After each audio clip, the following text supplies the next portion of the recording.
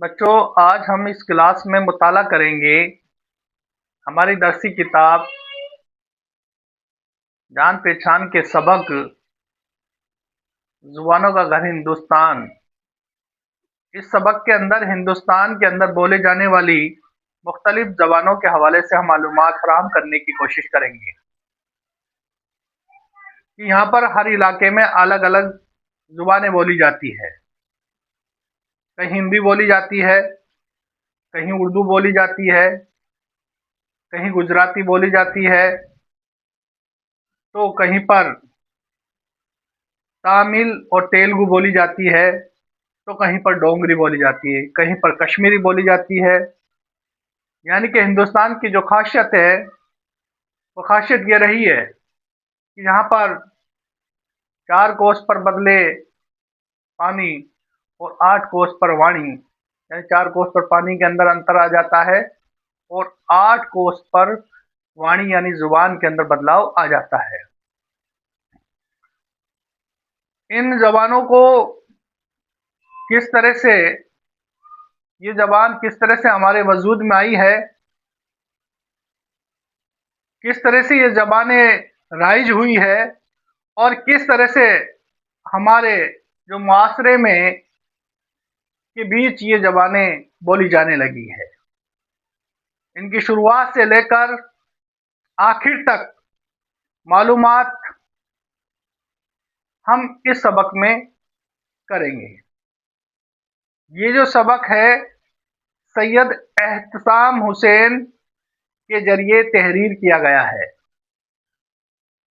जो इनकी किताब उर्दू की कहानी से लिया गया है। सैयद एहतसाम हुसैन ने कई किताबें लिखी है, जिनमें से एक किताब है उर्दू की कहानी। ये जो सबक है जुबानों का घर हिंदुस्तान, ये सबक भी बच्चों के लिए लिखी गई जो किताब है जुबानों का घर हिंदुस्तान से ये सबक लिया गया है। तो देखिए, इसके बारे में हम और तफसील से जानकारी लेंगे। तो हमने 3 हिस्सों में तकसीम किया है। पहले हिस्से में पहले हिस्से के अंदर हमने मुसन्निफ के हवाले से बात करेंगे। दूसरे हिस्से में हम जो सबक है हमारा जुबानों का घर हिंदुस्तान, इसका तफसील से जायजा लेंगे और इसका मुताला करेंगे। तीसरे हिस्से में हम इस सबक के जो मश्की सवालात हैं उनको हल करने की कोशिश करेंगे। तो हम शुरू करते हैं इस सबक का पहला हिस्सा, जो इस तरह से है कि उर्दू जबान से कब्ल से पहले बोली जाने वाली जो जबान है उनके हवाले से इस हिस्से में हम बात करेंगे कि उर्दू जबान से पहले कौन कौन सी ऐसी जबानें थी जो बोली जाती थी, इन जुबानों का आपस मंजर क्या था, और यही चीजें इस सबक में शामिल की गई है। तो हम सही, इस सबक का जो पहला हिस्सा है उसके अंदर सैयद एहतसाम हुसैन का तारुफ इस सबक के अंदर बयान किया गया है पहले हिस्से के अंदर, जिसमें मुसन्निफ की सवाने हयात और उनकी तर्ज तहरीर है। यानी कि सैयद एहतसाम हुसैन किसी तारुफ का मोहताज नहीं, वो शख्सियत है जो किसी तारुफ का मोहताज नहीं है। तो सैयद एहतसाम हुसैन 1912 के अंदर कस्बा माहिल, जिला आजमगढ़ और यूपी के अंदर पैदा हुए। इब्तिदाई जो तालीम है इन्होंने घर पर ही हासिल की। इब्तिदाई तालीम के मानी होते हैं शुरुआती शिक्षा। तो शुरुआती जो शिक्षा है, प्राथमिक शिक्षा है, इब्तिदाई तालीम जिसको उर्दू में कहा जाता है, वो उन्होंने घर पर ही हासिल की। और आला तालीम हासिल करने के लिए ये इलाहाबाद चले गए और 1972 के अंदर इलाहाबाद के अंदर ही इनका इंतकाल हुआ। सैयद एहसाम हुसैन का जो शुमार है उर्दू अदब के सफ़े अव्वल के अहम नकादों में होता है। सफ़े अव्वल के अहम नकादों में होता है। अब नकाद किसे कहते हैं? नकाद के मानी होता है तनकीद करने वाला। तनकीद अब तनकीद के मानी क्या है? तनकीद करने वाला कौन होता है? तनकीद करने वाला वह होता है जो कमी बेशी निकाले, किसी चीज में कमी बेशी निकाले, किसी चीज में छानबीन करे, उसको छान फटक करके अलग करना, उसकी असल और नकल को अलग अलग करना, यानी कि हम कह सकते हैं दूध का दूध और पानी का पानी करना। यानी कि किसी की नस्र और किसी की नज्म के अंदर कोई कमी बेशी रहती है, या उसकी खूबी और उसकी खामियों को गिनाना कि आपकी नस्र के अंदर, आपके सबक के अंदर, आपके मजमून के अंदर ये कमी थी, ये बेशी थी, ये चीजें अच्छी थी। तो तारीफ हो तो तारीफ के लायक, और कमी हो तो उसमें कमी को उजागर करना, यानी कि उसका असल बाहर निकालना। तरक्की पसंद जो तहरीक है, तरक्की पसंद तहरीक के बारे में मुख्तसर सी जानकारी हम ले लेते हैं। तरक्की पसंद तहरीक जो वजूद में आई 1936 के अंदर हिंदुस्तान में वजूद में आई है। आपको पता है कि तरक्की पसंद तहरीक का जो पहला इजलास है 1935 के अंदर लंदन में हुआ था, और 1936 के अंदर इसका हिंदुस्तान के अंदर लखनऊ में इस तरक्की पसंद तहरीक का आगाज हुआ। तरक्की पसंद जो तनकीद निगार हैं उनमें सज्जाद जहीर, अख्तर हुसैन रायपुरी और मजमून गोरखपुरी, आल अहमद सरवर अहम तनकीद निगार रहे हैं। तो ये तनकीद के बारे में, तनकीद के हवाले से कुछ बातें थी। अब हम बात करते हैं कि सैयद एहसाम हुसैन के हवाले से हम बात कर रहे थे कि सैयद एहसाम हुसैन ने कई किताबें लिखी हैं जिनमें तनकीदी जायजे हैं, रिवायत और बगावत है, अदब और समाज है, जो कि अदब और शहूर है। और इन्होंने अमेरिका और यूरोप का एक सफरनामा भी लिखा है। सैयद एहसाम हुसैन ने अमेरिका और यूरोप का एक सफरनामा भी लिखा है। और इन्होंने बच्चों के लिए एक किताब, उर्दू की कहानी भी एक किताब लिखी है। जो हमारा जो सबक है जुबानों का घर हिंदुस्तान, ये जो सबक इसी किताब से लिया गया है। कौन सी किताब से लिया गया है? जुबानों का घर हिंदुस्तान। तो ये थी सैयद एहसाम हुसैन के बारे में मुख्तसर सी जानकारी।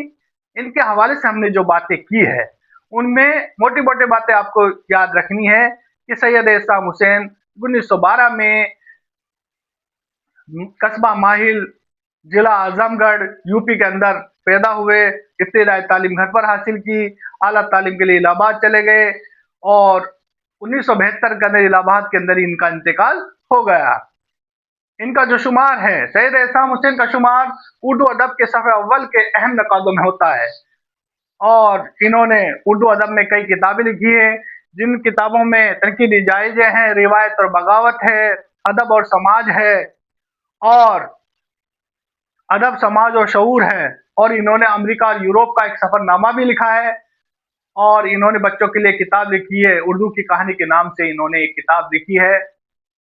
जो हमारा जो सबक है, ये जो सबक है हमारा जुबान का घर हिंदुस्तान, ये सबक भी उर्दू की कहानी से ही लिया गया है। तो हम अब किताब के हवाले से सैयद एहसाम हुसैन के बारे में मालूमात फराहम करने की कोशिश करेंगे इंशाल्लाह। देखिए, तो हम किताब के हवाले से शुरू करते हैं। तो किताब में सैयद एहसाम हुसैन के बारे में जो थोड़ी बहुत जो मालूमात दे रखी है उसके हवाले से हम बात करते हैं। सैयद एहसाम हुसैन, सैयद एहसाम हुसैन 1912 में इनकी पैदाइश हुई और इंतकाल 1972 में हुआ। प्रोफेसर सैयद एहसान हुसैन की पैदाइश कस्बा माइल, जिला आजमगढ़, यूपी में है। कहाँ पर है? यूपी के अंदर है। वहीं पर इनकी पैदाइश हुई। कस्बा माइल है और जिला आजमगढ़ है जो यूपी के अंदर है। वहीं पर इनकी पैदाइश हुई और यहीं पर इब्तिदाई तालीम हासिल की, यानी कि शुरुआती जो शिक्षा है, शुरुआती जो एजुकेशन है, प्राथमिक जो शिक्षा है, वो इन्होंने माहिल के अंदर, आजमगढ़ के अंदर इन्होंने हासिल की। आला तालीम यानी कि उच्च शिक्षा, आला तालीम हासिल करने के लिए ये कहाँ चले गए? इलाहाबाद चले गए। कहाँ पर चले गए? इलाहाबाद चले गए और यहीं पर इनका इंतकाल हुआ। कहाँ पर हुआ इंतकाल? इलाहाबाद के अंदर ही। एहसान हुसैन का शुमार उर्दू के सफ़े अव्वल के नकादों में होता है। उर्दू अदब के सफ़े अव्वल के नकादों में सैयद एहसान हुसैन का क्या होता है? शुमार होता है। वो तरक्की पसंद तहरीक से वाबस्ता रहे। हमने खूब तफसील से बता दिया इसके बारे में, तरक्की पसंद तहरीक क्या है, नकाद किसे कहते हैं, है ना, और तरक्की पसंद शोरा कौन है, तनकी। अब इन्होंने जो वो कई किताबों के मुसन्निफ भी रहे। कई किताबें इन्होंने लिखी है जिसमें तनकीदी जायजे, रिवायत और बगावत, अदब और समाज, जो कि अदब और शहूर, अफकार और मसाइल, एतबार नज़र इनकी अहम किताबें हैं। इन्होंने अमेरिका और यूरोप का एक सफरनामा भी लिखा है। इन्होंने बच्चों के लिए उर्दू की कहानी लिखी। इन्होंने बच्चों के लिए किताब लिखी, उर्दू की कहानी। इस किताब में उर्दू जबान, अदब, उर्दू जबान की तारीख मुख्तसर तौर से बहुत ही आसान और दिलचस्प अंदाज में बयान की है कि उर्दू किस तरह से वजूद में आई। उर्दू से, उर्दू जबान से पहले, उर्दू जबान से पहले कब्ल कौन कौन सी जबानें बोली जाती थी, किस तरह से उर्दू वजूद में आई और किस तरह से ये परवान चढ़ी। और जो जहां पर हम बात करें तरक्की पसंद तहरीक के हवाले से, तरक्की पसंद तहरीक क्या है? नयापन। तरक्की पसंद तहरीक में क्या है? नयापन था। यानी कि जहां पर उससे तरक्की पसंद तहरीक से पहले हिंदुस्तानी जो शोरा थे वो अपनी शायरी में कंगी चोटी का बयान, किसी बादशाह की बढ़ाई तारीफ, मुबालगा आराई, यानी कि तारीफ तारीफ में उनको आगे बढ़ाना, कंगी चोटी का बयान, ये जो चीजें थी ये शायरी में थी। इन इन चीजों की तरफ शोराओं का ध्यान गया और इन चीजों से हटकर शायरों ने एक अलग ही राह हम इख्तियार की और इसमें इन्होंने लंदन के अंदर, सबसे पहले लंदन के अंदर तरक्की पसंद तहरीक का जो इजलास हुआ था उसके अंदर लंदन में इसकी नींव डाली और वही 1936 के अंदर, 1936 में आकर हिंदुस्तान में तरक्की पसंद तहरीक की इन्होंने लखनऊ के अंदर इन्होंने शुरुआत की। अब जो हम, क्योंकि हम सबक के हवाले से बात कर रहे हैं, जो हमारा जो सबक है, हमारा सबक, इस सबक का जो नाम है जुबानों का घर हिंदुस्तान, ये सबक उन्हीं की किताब, किनकी किताब? सैयद एहसान की किताब उर्दू की कहानी से लिया गया है। आज हमारा इस सबक का पहला जो हिस्सा था वो पूरी तरह से मुकम्मल हुआ। अब हम इसके दूसरे हिस्से में इस सबक का मुताला करेंगे। हमारा जो सबक है जुबानों का घर हिंदुस्तान।